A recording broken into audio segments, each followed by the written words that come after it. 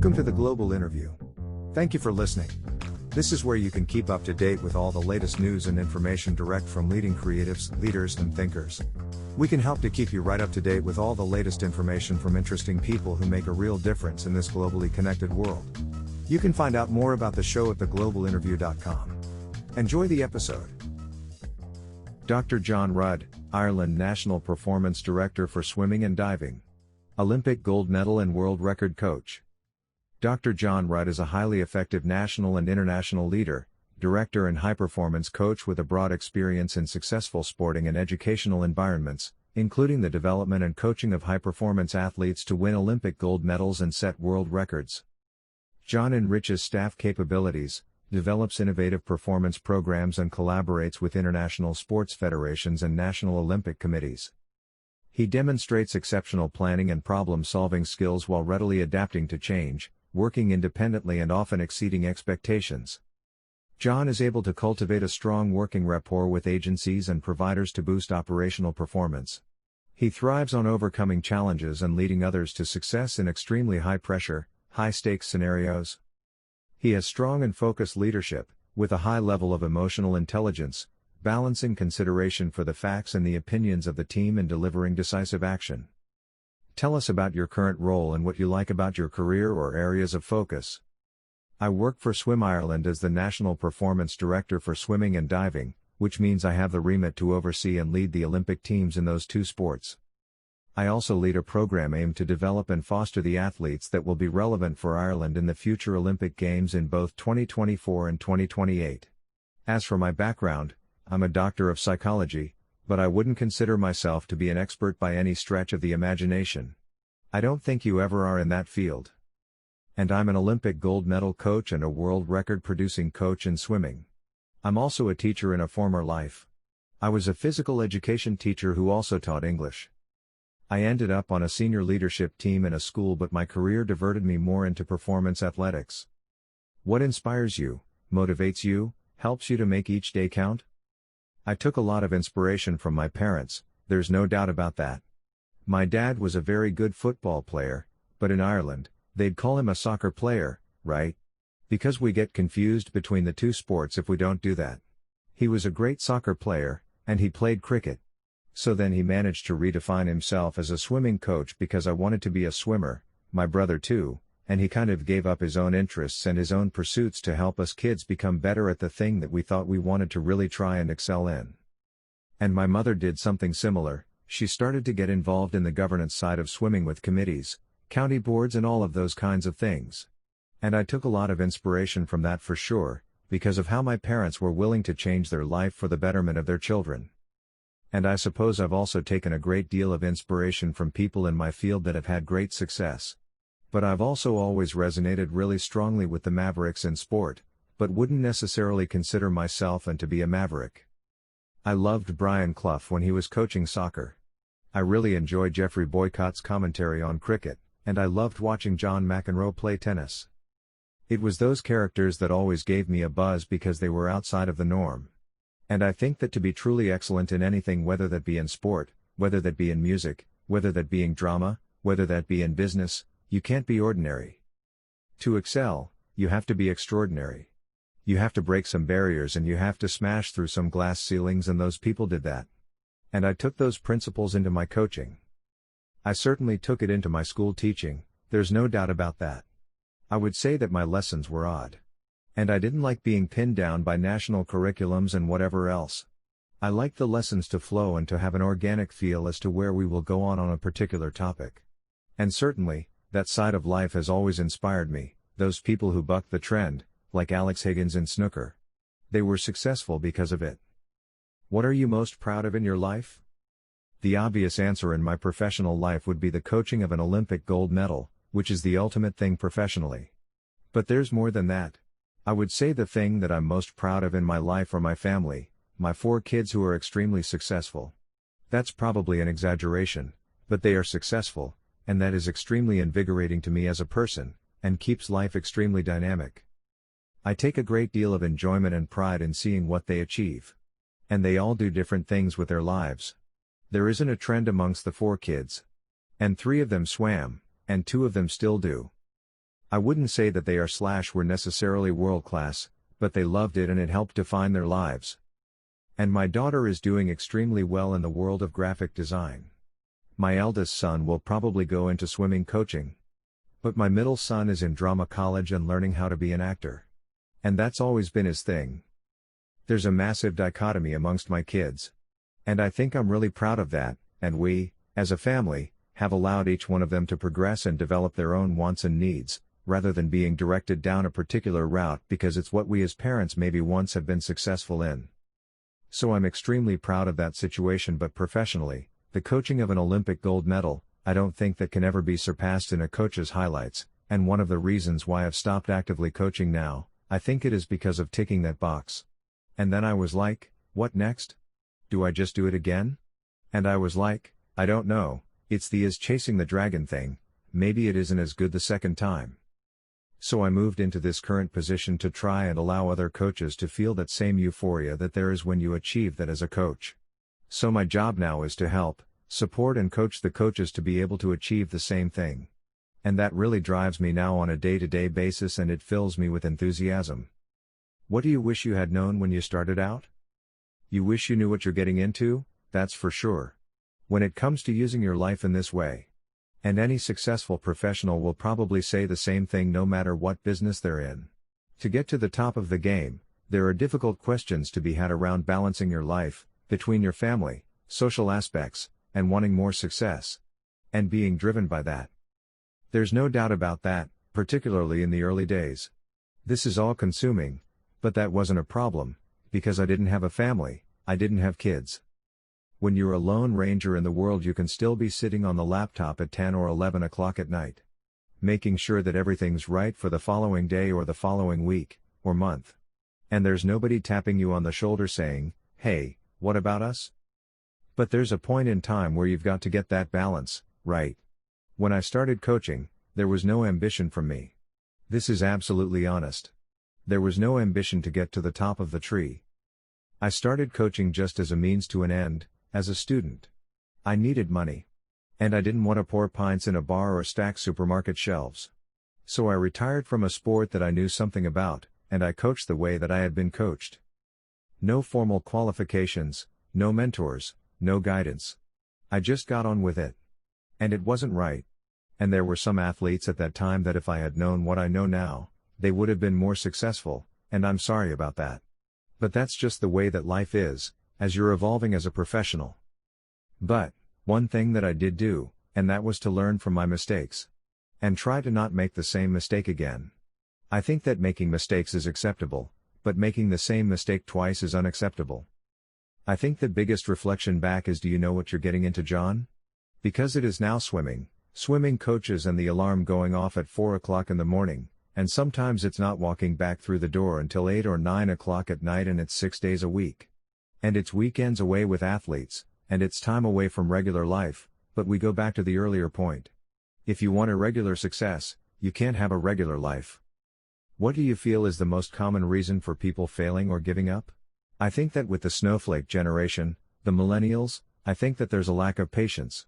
People want to be working at the cutting edge too quickly, and that there's a lack of understanding as to what it takes and is necessary to get there.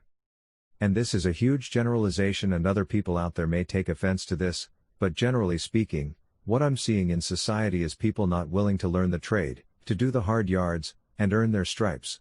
They want to go from I finished my degree to the following day, I'm at the top of the pile. I was in the same coaching program in the same city for 27 years. And the absolute reason for the success was patience. Perseverance over that 27-year period. But if I'd broken that 27-year period down into 5 or 6 periods, of 5 or 6 years in different programs, so still make the same 27-year investment into the sport, it wouldn't be the same. I wouldn't have achieved what I've achieved now, because you need to build a system. Strategically, you can't build something if you're going to bounce from one position to another in a flighty manner too regularly. And if you're looking for success that somebody else has built and piggyback on it, rather than build it yourself, it's never as successful. I think that's absolutely key, patience and perseverance.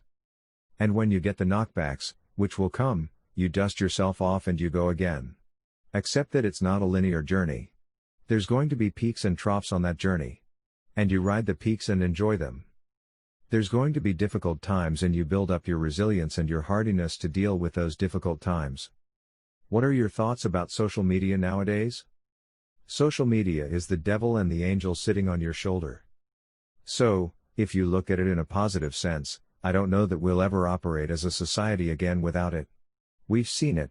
We've got it, and we live with it. And we must think about it carefully, every letter we type, every word we type into a tweet or every Instagram post, every Facebook post, whatever it might be. We have to be careful that we do things rationally.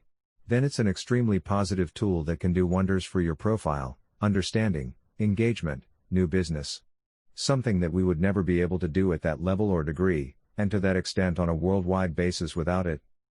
At the same time, it can be an absolute poison and cancer within society.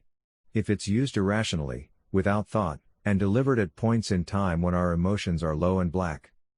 The worst thing that you can do when you're emotionally high or low is, pick up your phone and hit social media with the way that you are feeling. I think you've got to be at a point of homeostasis all the time when you think about your social media. You've got to be in a balanced mind and a balanced mood. I mean, I use social media, I use it. I use it a lot. And I think I use it wisely. And, I think that I always have in the back of my mind, that the moment I post something, it is there forever. Somewhere along the line, if you do something that might help you get a little bit of venom out of your system, and make you feel better, it can reappear years down the line and bite you. You've got to be mindful of that all the time. This is a message that I give out to my athletes, and I used to give out to the kids that I taught in school. Imagine that your post is 12 feet high, and 10 feet wide, and on the side of a building, one that your grandmother walks past every day to get to the supermarket. Do you want her to read it? And if the answer is no, then you don't tweet it. I think that's a strong message that we can put out to young people. You might think that it's private, you might think that it's amongst your group. But somewhere along the line, someone's taking a screenshot of that, and someone's kept it, and someone is going to remember it. You say something, and it can be forgotten. But when you write something, it's never forgotten. And those things we've got to remember. What is your favorite social media platform and why? I kind of deviate. I've been an avid Facebook user for well over a decade. And the crucial thing about Facebook is that I've got my personal Facebook set to private. That's important to me. I live in a country that isn't my country of birth, and my friends from school, from university, and from previous professional life, are spread all over the world. Facebook for me, it's like sitting in a pub with my mates having a drink, and chatting to them. Because that's how we use it. And it's great that suddenly, I can see a friend of mine who used to be a singer in a rock band, he's in chatting away to a guy that's an Olympic coach in sport.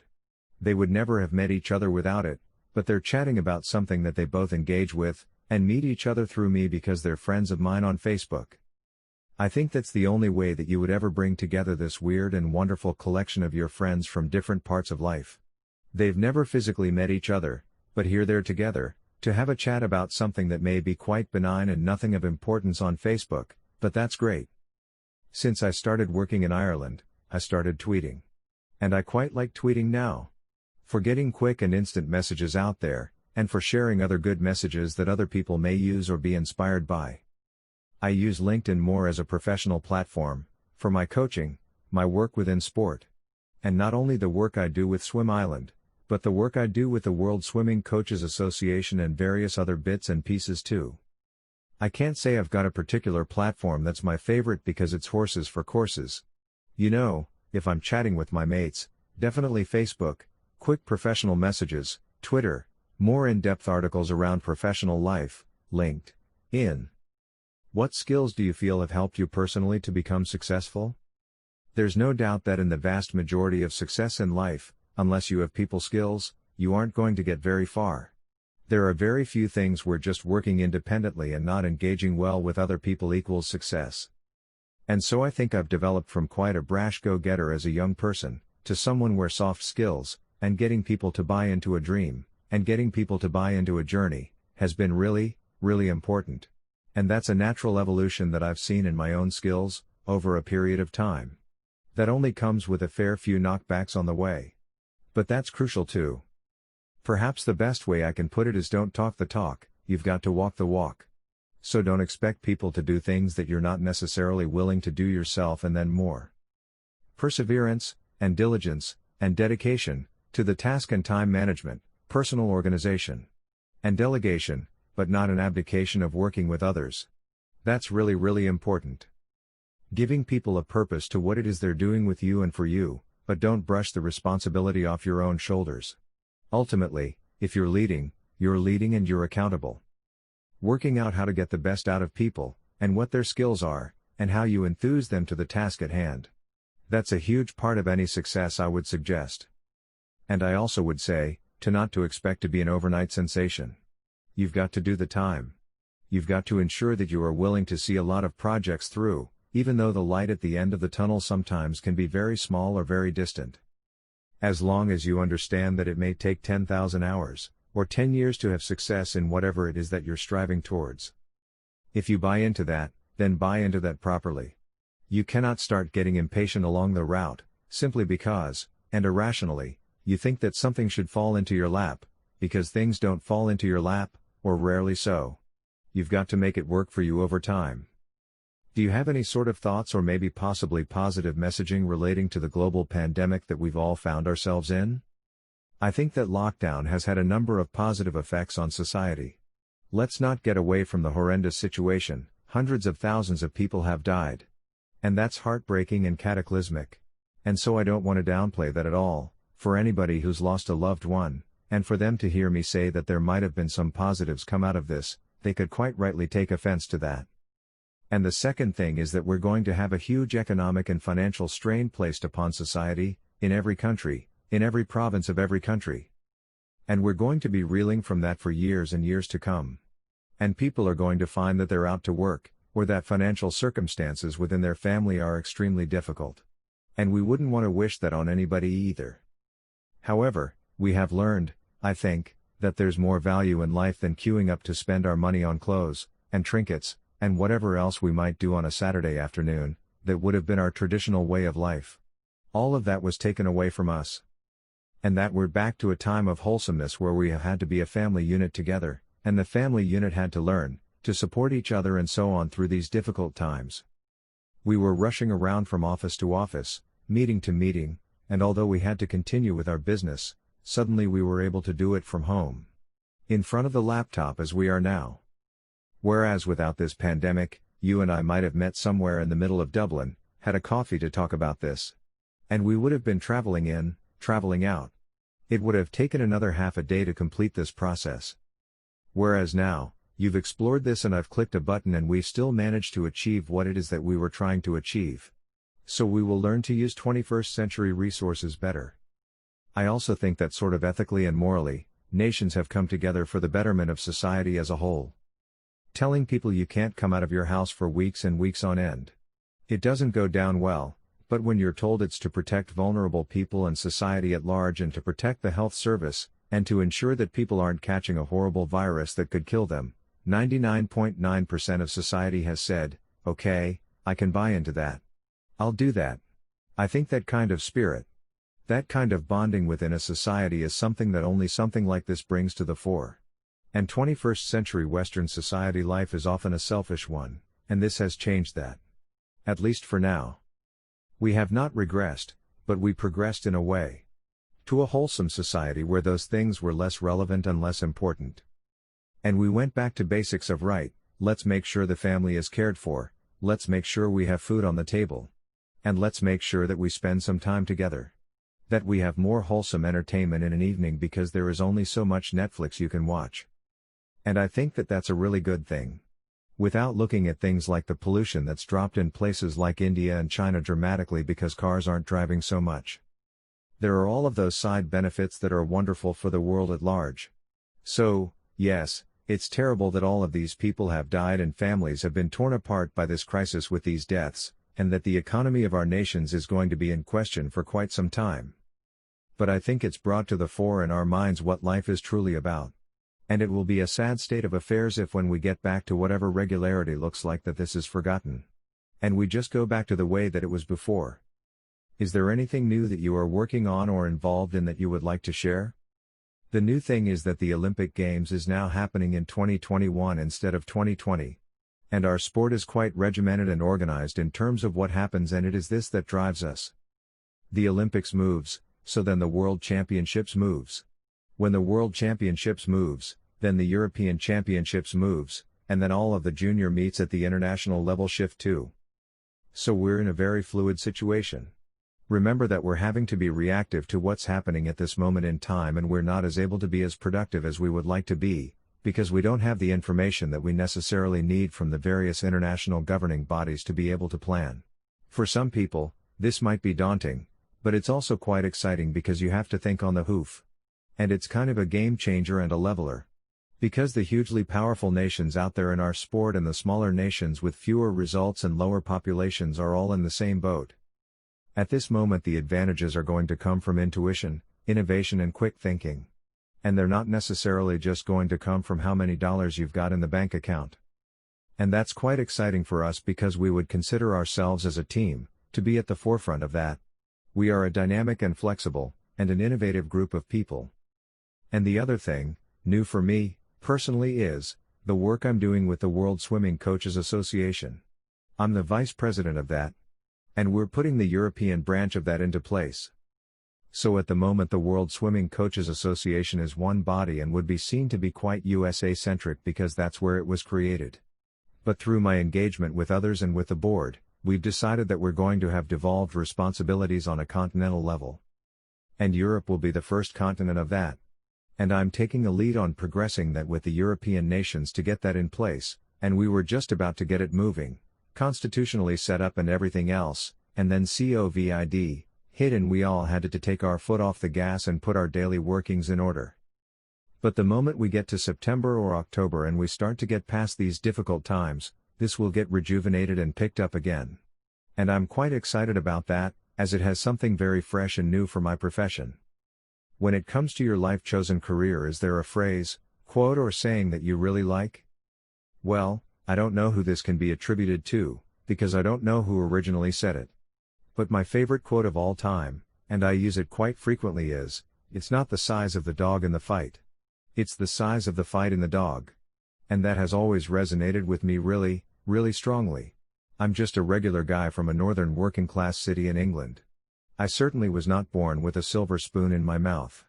You know, everything that I've achieved, and we achieved as a family, is through hard work. Through education. Through taking opportunities when they come along. And there's nothing truly special or outstanding about me, as an individual.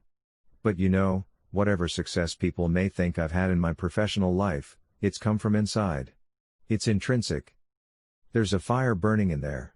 I don't do anything unless I'm going to do it properly. And I'm going to do it to the nth degree. And we're going to see what the outcome of that is. And I don't take on projects unless I can have that internal reflection on what's going to occur that I'm truly going to deliver. And so it doesn't matter who you are, or how big you are, or where you are from. If you've got that in you, you have got that internal burning passion, to be successful, and to achieve excellence within your life in whatever field that may be, then that's the quote, as it always resonated with me. It's not the size of the dog in the fight. It's the size of the fight in the dog. Thank you for listening to this interview on The Global Interview. You can join the Global Interview newsletter at theglobalinterview.com. Thank you for listening to this episode from The Global Interview. We appreciate your support. If you would like to find out more, please visit theglobalinterview.com.